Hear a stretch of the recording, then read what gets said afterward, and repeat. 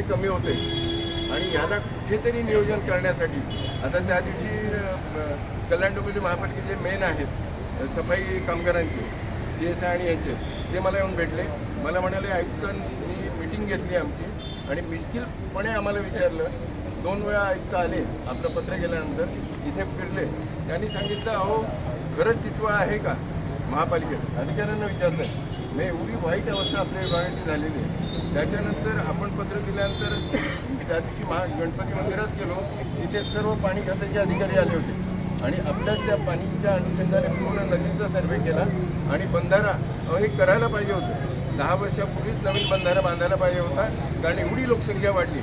ही कुठे कोणाचंही लक्ष नसल्यामुळे या सगळ्या आपल्या विभागाचं वाटोळं झालं आहे. एकही रस्ताधड नाही, स्वच्छतेचं नियोजन नाही आणि काहीच नाही. मी तर सांगतो ना की फक्त तुम्ही यावेळेस पैसा हे ते सगळं बाजूला ठेवा. फक्त सांगतो ते करा.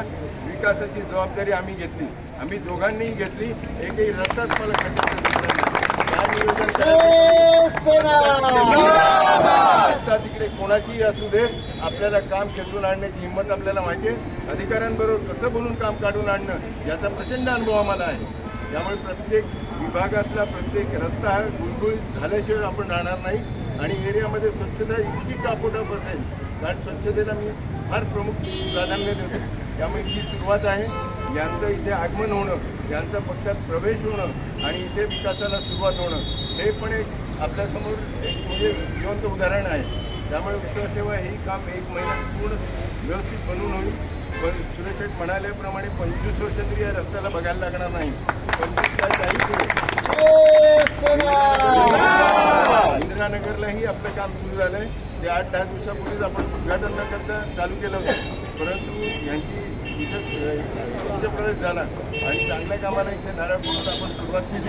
अशी असंख्य कामे पुढे आपण करू. फक्त आपल्या सर्वांची साथ अपेक्षित आहे. जय हिंद, जय महाराष्ट्र.